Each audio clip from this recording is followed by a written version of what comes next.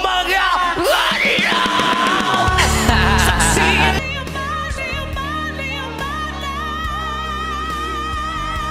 What? Salanan ang laman. What's good, everybody? Is your boy David again, and I'm back with another video today. So as promised, we're going to continue reacting or do a reaction video sa mga Rest Back 2025 All-Star. Dito tayo sa Marco versus IUG versus Judy Lu. So pasensya na po sa sa medyo bulol ako kasi masakit yung lower teeth ko kasi nag-adjust sa braces, okay? If bago kayo dito, please support my channel. So subscribe kayo. You can also follow me on my Facebook, on TikTok, and on Instagram. Okay? So with no further ado, let's jump right into the video.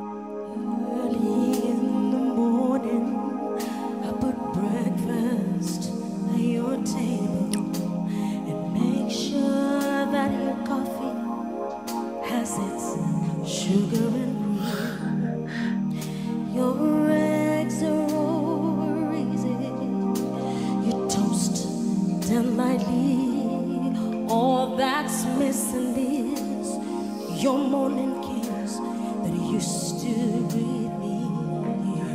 What? Ang linis naman nun.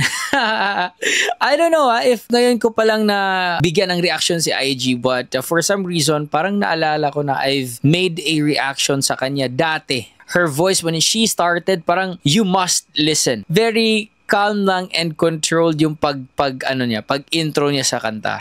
Now you say the juice is sour when it used to be so sweet. What? That was beautiful. Beautifully controlled na pag-belt. Hindi yung parang she's all over the place. Parang very controlled, man. Ulitin nga natin yun. Beautifully done. When it used to be so sweet. Ooh. I can help but wonder, babe, if you're talking about me. Ooh. You don't talk the way. I'm not your superwoman. Can I get it with us out there? Anybody know what I'm singing about? What? Napaka-pro. Napaka-pro. She sounds so professional. Grabe. Ulitin nga natin. Superwoman, can I get it with us out there? Anybody know what I'm singing about? I'm not the kind of girl. To be honest, she sounds like a Black American, a classic soul singer. Ganun yung dating niya. Ang galing.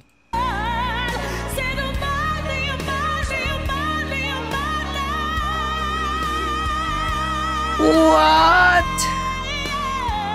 This girl is more than additional. I'm just a token of love from you to me. This girl needs more than mine. Need mine.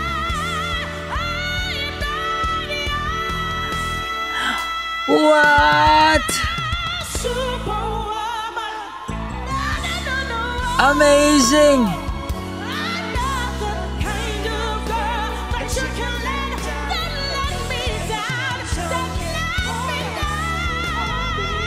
Sing! What I'm singing about. This girl is more than a Christian. I'm just a token of love. I'm not your superwoman. Woo! Alam mo yung very kalmado siyang nag-start and she ended it so in high spirits, pati yung audience, like it was really energizing. It was powerful. Hindi ko na-expect yun Hindi ko na-expect, and I think she's one of those singers na literal na neat and clean kung kumanta. Articulation, phrasing, yung vocal support, no, sa mga high notes, andun talaga yung presence ng power. Very good. Saksi ang langit sa lahat ng naganap. Ano to? Rico Blanco to eh. Umiyak ka. Sige, niya kanta. Tang nang nang Gito ka rin na mo. Umayag ka. Yugto. Maganda to. Saksi ang langit sa ikalawang yugto. Yugto! Andun yung giggle, yung angst, no? Sa gitna ng kagubatan may ahas na hahalik. Tatawagin kang kaibigan na pinakamatalik. Pupulupot sa liig, magsisip-sip ng iyong dugo. Ipapako ka sa krus kapag ikaw ay natuyo. Eto si Marco Rubio, very expressive, no? Na not just his voice, pero talagang yung mukha niya, makikita mo talaga kung anong gusto niyang sabihin, anong ibig niyang sabihin sa mga lyrics na binibitawan niya, no? He's very expressive. Ngunit hindi nila kayang paliin ang iyong Kayang ban! Nice. loob. Ang pag-ibig na hawak mo'y hindi malulubog. Tapos nilagyan na ng konting raspiness, lubog, ganon. Konting growl, no? Mild lang, mild lang. Lumiyak ka.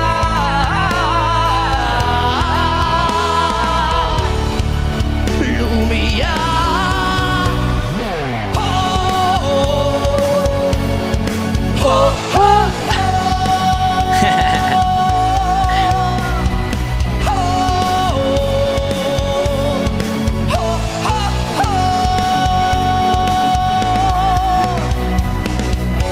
Tuwing ating gabi Oy, nadadala si Judy Lo kasi medyo pareha sila ni Marco Rubio, no? Very swaggy and very expressive din itong si Judy Lo. I've reacted to her twice, if I'm not mistaken. She's also from Cagayan de Oro or somewhere in Taguluan. Rinig mo ang huni ng mga kaluluwang naliligaw.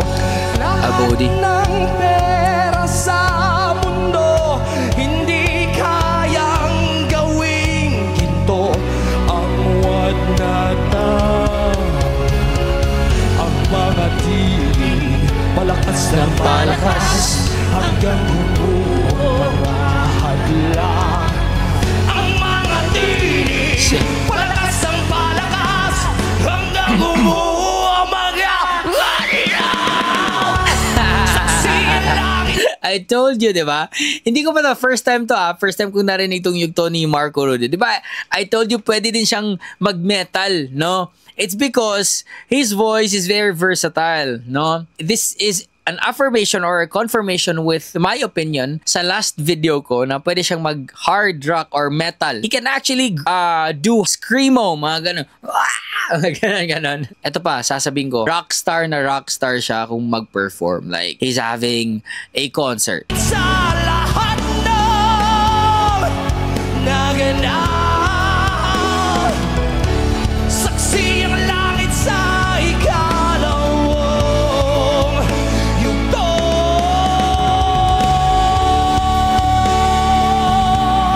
Sing! Lumiyak ka. Lumiyak, lumiyak, lumiyak ka.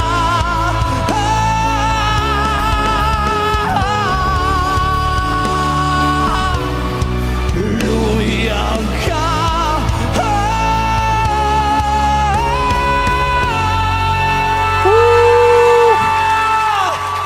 Very risk taker din tong taong to eh. I remember his grand finals performance sa season ata yun ni Laika Estrella, no, if hindi ako nagkakamali, no. Parang pumiyok siya sa medley performance niya. Kaya that was I think unfortunately yun yung naging issue or naging factor kung bakit hindi siya nanalo.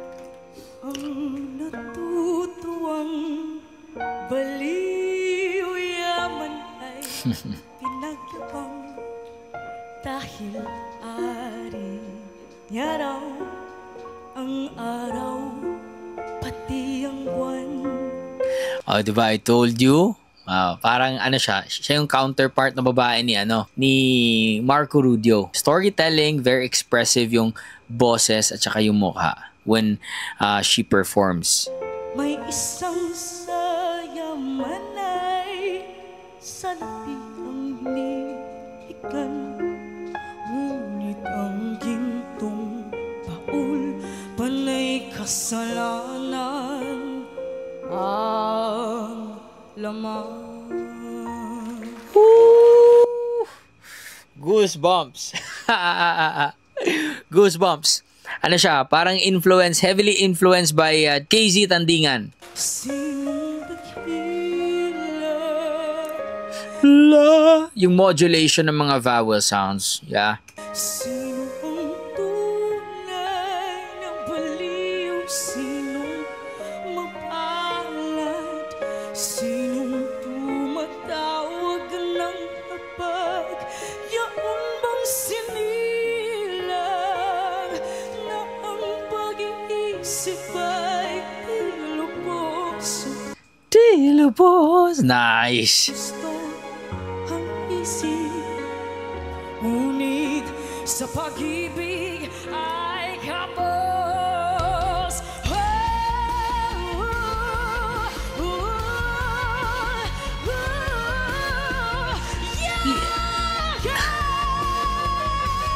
Grabe. Di ko matiis sa bawat pasakit ng pait na dinulot ng mabaho. Hangin may kirot sa What? Oh. O, di ba nakakapag-rap din siya, tas tinutukayin si Marco Rudio. Yung mukha ni Marco Rudio parang, uy, delikado to. Ang galing. sa bawat pagluha ng akala mong baliw sa mata ng iba.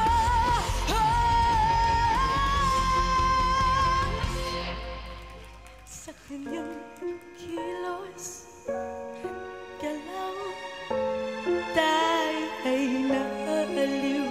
Woo. Sa Man, I'm really having multiple goosebumps episode.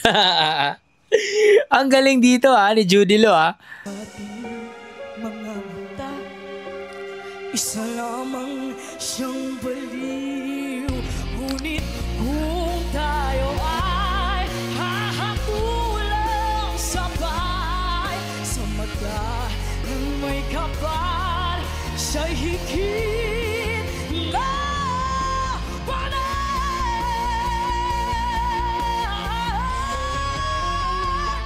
Sinong dakila? Sino ang tunay na baliw? Sino mapalad? Sinong tumatawag ng habal? Yung mang sinila na ang pag-iisip ay di labas. So gusto ang isip, ngunit sa pag-ibig ay kapal.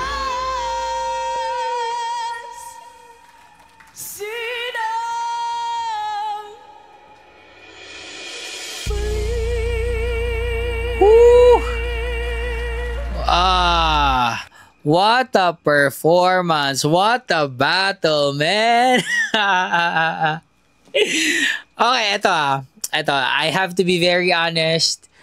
For me, silang tatlo, deserve nila ang manalo dito sa round na to. They've given us a treat. I think ang factor na lang dito is yung scoring sa audience impact, who really brought that wow factor sa audience and sa mga jurados. And also, I think one of the factors that we should consider, maybe some of you might disagree, pero hindi talaga mawawala na meron talaga mga bias ang mga judges. Yung mga favorite ba? Kasi for example ako, my favorite kind of artist ako, or my favorite kind of singer ako. I'm not saying na si Marco Rudio ay paborito ni si ay paborito ni I'm not saying like that. I mean, yung kind of singer. For example, si Judy Lo. No? Si Judy Lo is very KZ Tandingan influenced.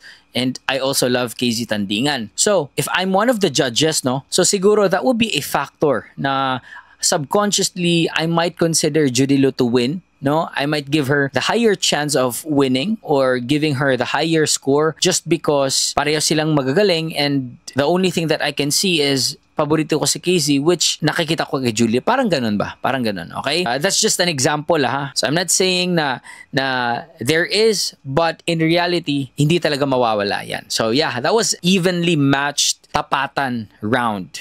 Good job. Nice. So, kanino pang tapatan ang gusto nyong i-react ko or gawan ko ng reaction? Please comment it down below and gawan natin ng reaction, okay? So, peace out everybody. Much love. Stay safe and God bless you all. Peace.